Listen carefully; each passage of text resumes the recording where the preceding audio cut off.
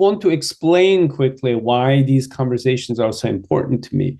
And this actually goes back to why I founded Errorgrid at the height of the pandemic, because I myself, I was in a dark place. I was in a very dark place. I was not in a great place, being secluded from the world, feeling like my voice, my music is getting choked out, feeling like there were walls that were even taller than before that were being pulled up. I tapped into a wonderful group of artists over time, and I realized that I was not alone facing a certain kind of inner darkness, and that actually in the artist community, it seems to be more prevailing than in any other space that I have had, access to. And so I'm trying to kind of bring that out into the light, and I think these little conversations will help one or the other, recognize maybe something, a little bit of truth for yourself and how it might apply to you. And I will have these conversations with different members from our little circle, but also guests and friends of Errorgrid. But today I'm here with Jack, my good friend Jack, aka Blakmoth. That's me.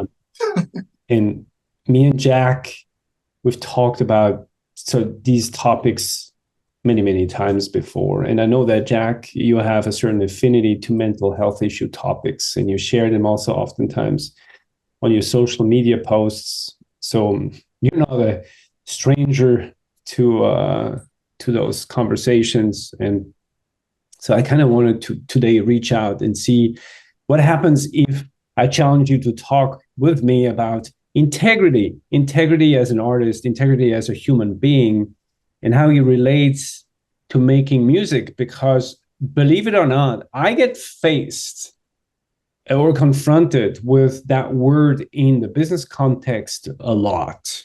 There are a lot of business people who speak about integrity and they pretend they have integrity, but then I realize so many people are full of shit when it comes to integrity, and I'm no exception. Right? What does it mean to have integrity, and what is the impact of integrity on our music, on our mental health, and on the communities that we are a part of? And I think it goes a long way. This conversation, I know it's a big conversation to have in a few minutes. But what is integrity to you? What do you think, and why would integrity why is it an important topic for us music makers who are doing what we do? I think that it's important because I find that a lot of people get really discouraged in the music industry. We were talking about mental health and things like that. And I'm really big on being, your authentic self when it comes to creating your art. And the way the industry is now, and just social media and the world around us at large, you're kind of put in a position where you feel like you have to cater to a specific style, or put out music that speaks to a certain group. Or sometimes you find yourself boxing yourself in by starting in a certain process or getting deeply involved in something, and then you want to change it up, but now you're kind of discouraged about changing it because, what is everybody going to think? Or or am I going to still have the same following and things like that? Oh my God. I have these conversations all the time. I have these conversations all the time with people, even with myself. What if I change this? How will it be received? Or how will it make me feel? Or is that really my voice? I mean, it is a very valid point. But Jack, here's the thing. In business, a lot of people say that integrity means do as you say. Like you say something, you're going to do it. But I am in disagreement, actually. I think integrity goes further and deeper. It means do as you are. Right. Because you can say a lot of shit. A lot of people talk so much shit, again, me included. There's so much that we say just to please someone, just to make good by something that we think is expected of us. Mm-hmm. But tell me, if we don't know who we are, if we don't really are, if we're not connected with that thing inside of us, that voice, can we even be in integrity? because we don't know who we are. How can we make good by it ourselves if we don't know that? Right. Yeah. And I think that's where the frustration comes along. It's like, I think that's why I always, talk about the create and release, let it go, do what you feel at the moment, because, your mood's going to change, your vibe's going to change, could change in a minute. You could change during the process, and it's hard. I think you're always soul searching, or it's, I think music in a whole, or just any creative endeavor, is existential. You're always trying to find something or figure out, the path. What's the end goal? And maybe the solution is just not chasing that end goal at all and just enjoying the process. I think so. Yeah. But how old did you have to get in order to make that realization? I don't know about you. It was like a couple days ago. See? So like into our 40s, we have to, we've been doing this for a while. And I totally agree with you. Like this searching thing, like for the longest time, you're the searcher because you realize something is out of whack, something is out of tune, something is not aligned yet. And you hope to find it out there. You hope to find it in a piece of gear. You hope to find it in a scene, in a music genre, in an idol, in a role model. But at some point, you have to realize that the only truth that is worth finding, and I apologize for sounding like pseudo-spiritual or something. I don't mean this in any religious or spiritual sense, but maybe it is. The only truth worth finding is the one you've always had, right? That's you. Yeah. It's kind of like what makes you you. Which again, to me, goes back to the source of integrity. That is really just you. You're like, I think it's the only thing worth exploring, because like I know that so many musicians explore all kinds of venues, but at some point they either give up or they return back to the self. Mm-hmm. And if you don't, as you said at the beginning, you probably become a product of your environment. Yeah.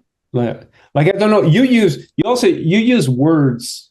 You use words to describe. Just like me in today's day and age, we use words to describe what we do.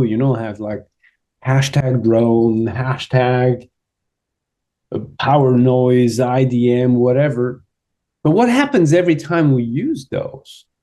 You start putting stuff in a box. I would argue that it's hard to keep integrity as soon as you put a label on it. Mm-hmm. I know it facilitates a lot of things, but does it make it easier for us as well? I don't think so. And it's like I started this album that I'm currently working on, and when I started it, I've tried to, incorporate that drone metal feel that I love, and I listen to the music and I enjoy it. And I'm like, let me sit down and try and make that again. And I think about 2 tracks in, I was already done with it because it didn't feel like something I wanted to release. Like, I think I was just doing it for the sake of doing it because I've coined this term doombient, and I'm like, I have to keep doing that because that's what I've pushed, and that's what I put in my hashtags, and that's what I'm known for, so that's what I should do. But I really just wanted to make a drone album, and parts of me get frustrated when I want to do that, but then my thought process is, I really love how Snake's drums sound, and I really love how how Cortini has all these little melodies and pulses and vibrations and echoes and I want to incorporate that somehow. And I'm like, but why? Is that what you really want to do, or is it just what you like to listen to? Mm-hmm. And that's cool, but you do you. You hold on to what's enjoyable for you and create that. And I know when I sit down and I just make drone music, or I just enjoy the process of sound design and creating an album based in that, I enjoy it and I can knock it right out. But when I try to fit in that box and follow a script, it's terrible. I hate it. I don't like it. It never completes itself. But I feel like in observing a lot of people, now again, more maybe on the business side, we always look for that, that script. You just mentioned Mm-hmm. script. We always look for 10 steps towards, right? Three Right. things you must do. Like even our YouTube videos, they all look like that. Like, let me tell you 5 secrets. The last one will blow your mind. It's just like we want to facilitate the approach to something that we actually always have. I don't think it's a bad thing, when you hear something and it kind of like, oh, like your ears perk up and it makes you Right. curious and you want to know more about it because it obviously triggers something that's inside of you. But it's kind of important probably to draw the line between not mimicking that thing or Mm-hmm. allowing it to trigger something in you and become its own thing, Yes. right? Yeah. I've seen it happen a lot with the music of Lorne, Mm-hmm. um, he went under the radar for so long until kind of like I feel the music community caught up with technology, accessibility, but also like his music became spread like more widespread. And then suddenly you started to notice like kick drums were very reminiscent of him and then like bass pads sound a little bit Lorne-esque and all that. And that's when you realize, when you take that fork in the road rather than being inspired by something, then becoming almost like a copy of something, Right. you fall out of integrity, in my opinion, because you now looked outside rather than inside. Yeah. And what does it do to you over time? I don't know about you, but I have a huge imposter syndrome problem.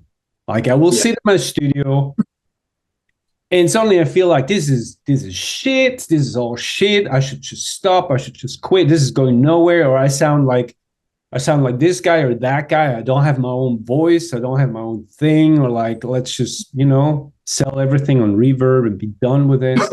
I don't know. Like, how do you deal with that darkness, right? Like, Um, eh, I go through it all the time. A lot of times it ends up just me being just feeling the same way, to be honest. I'll step back and I just look at it all and I'm like, what am I even doing? It's like, have I, have what I are like you run doing? out of Shit? like the juice? Is the juice gone? Like, it's Yes. like, have I burnt it out? I mean, that's a So, big one, right? yeah, The news leaving you overnight, just taking, yeah. packing her baggage and gone. Yeah, I think for me though, I get in these really, really down states, and I recently went through it, over the past couple of days. Like I'm not afraid to admit I go through some dark times. Like yesterday, there was a couple of times I, told the family like, hey, I'm in the bathroom, I'll be right back. And it was just to let some tears go a little bit, like, because just you get frustrated and it's like I would have had to look at it and say, okay, I've got all this gear. I have all this stuff. A lot of it is all sponsored. So somebody out there is saying, hey, we really like what you're doing. We're interested in what you're doing. We think what you're doing is great. Here, let's keep funding this and helping you keep doing it. Mm. So for me to give up, it's like, that's kind of silly. There's obviously something there. And, I got picked up to do the sounds for infinite samples and stuff like that. So when you look at stuff like that and I say, okay, obviously something is there and I need to focus on that something and not look outside of that for inspiration, because that's not what got me where I am. That's not what got me interested in doing the music and picking up modular in the first place. And it's not what I've been doing this whole time that's gotten me the following that I have. So why would I get frustrated about changing it or trying to find the next big thing when I already have the big thing right here in front of me? It's what I already do. You know what? And Yeah, I see that. I just want to challenge you there. You're in the bathroom. You're kind of like brokenhearted, right? Tears coming down. Like, what am I even doing? yeah, And then you realize there are these outside forces that believe in you. I will tell you about another darkness, one that I know. mm-hmm. One where I realize I don't give a shit. I don't give a shit about who believes in me because if I don't believe in myself, it doesn't matter. if the next of kin believes in me. Like I cannot love what I do if I don't, have self-respect. Right. Like taking the accolades or, whatever good comment that I receive for something, if I do, Mm-hmm. to keep my head above water, I can't. It's not enough. Yeah. In Absolutely. it's you have to do it for yourself. And it's great. I think it's great when the world gives you signs that it appreciates what you do. But in the end, if your heart suffers as you do that, we all know that. We've all done certain kind of commissioned work Mm-hmm. where we were forced out of not just our comfort zone, but just out of our zone. Yeah. Yeah. And, right? And even if we got paid well or at all, and we got a tap on the back, it didn't feel right. Certain things Right. didn't feel right. Mm-hmm. Because I feel, and this boils down to integrity, I was out of integrity. Like Right. when my ego becomes bloated and suddenly, I get all these I get this feedback and I get like a response and people are buying this, I should do this. I feel like if we're not careful, we become extrinsically motivated. Like now Yeah. the world has us. Yeah. Now And I think that's like the we're- source of it. I think that's where it's coming from. Especially for me. You have those situations like, okay, with me trying to get into like film and things like that, and it's like I get these projects and I do really well on them, and like I said, you get the pats on the back, and oh, that was really good. So it's like, okay, well, let me keep doing that. But then after a while, you realize like this isn't what I want to do. Like I didn't want to get into it for making this specific sound. I wanted to get into it by presenting my sound to film. Mhm, Like I mhm. wanted to change the game a little bit and watch a movie and say, oh look, that sounds different. It's more experimental. It's not the same, Right. Michael Bay every 5 seconds. It's something unique. Yeah. And to say, hey, I did that with modular, or I created something from scratch rather than using samples or whatever the case may be. I presented my own unique style, my authentic self to doing something that I love to do. And you're absolutely right. I think that's why those albums, starting that album didn't really work for me because yes, I thought it was cool. And I listened to, Cortini or I listened to whatever the case may be. And I do get inspired. But at the end of the day, as I'm creating that track, it's not me. Yeah. And I don't Yeah. love it. I don't like it and I don't enjoy it. But the thing that I do love and enjoy, it comes effortlessly. And, Mhm. that's the thing you should do. Yeah. Yeah. I see that's what I believe. I believe that's also kind of the conundrum. It's how do we where do we draw the line between inspiration and influence? Like I'm Mm-hmm. one of those who I don't really like that we take influence so lightly nowadays, with YouTube influencers being pushed. I don't like being influenced. I like being Yeah. inspired, Yeah. right? Because influence really takes over you. It takes, like, you lose yourself in the process of influence, but inspiration, it wakes something up in you. Right.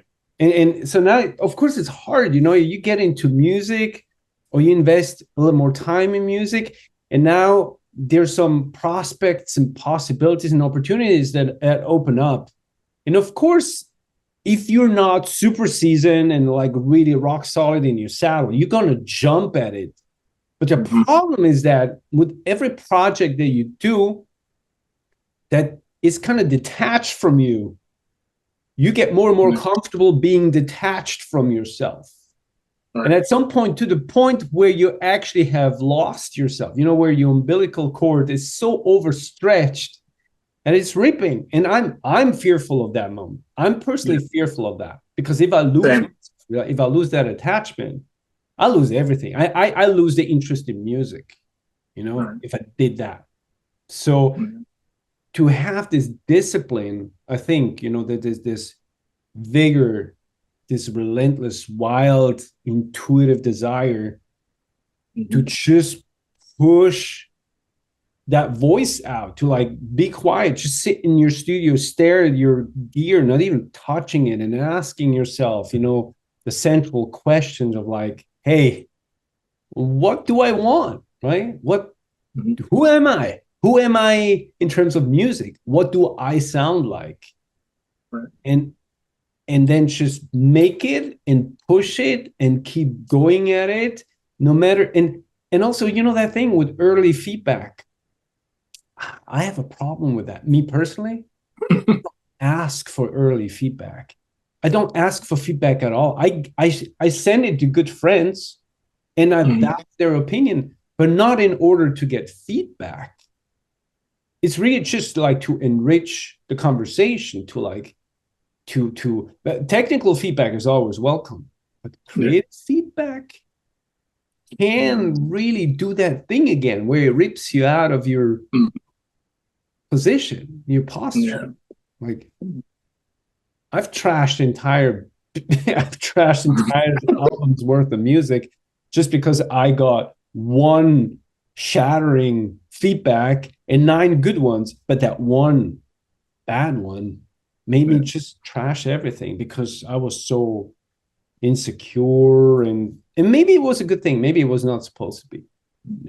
But it's tough. It's like you said, the imposter syndrome kind of ties into that, especially when that feedback has a name attached to it. Somebody's like, oh, this is really cool, you should put some drums in it like so and so, or you should add some this because it'll sound more like this, or it has that Nine Inch Nails vibe, or blah blah blah. Like, oh dude, dude,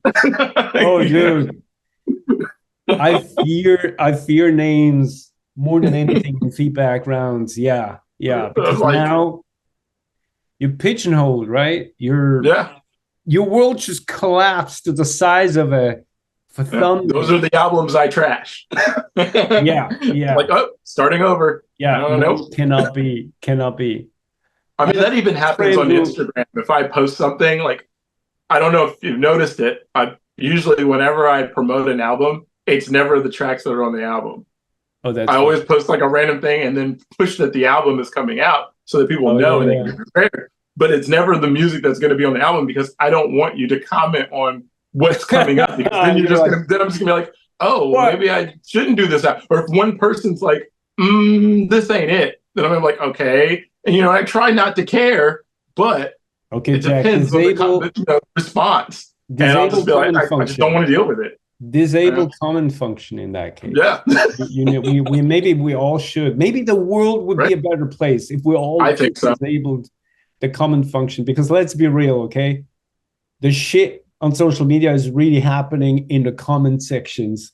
It is. It's really where the whole anger just boils up and all that. Well, anyway, Jack, it's been great talking to you. I always value our conversations, and I think we could spend, of course, days talking about this, but let's leave this to another time.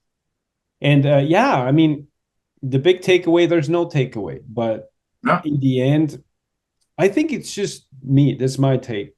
You have a voice. It's your unique voice. You have to invest time in it, and sometimes you might have to turn 50 or 60 before it presents itself in its pure. That's what I'm learning. Yeah. It takes time.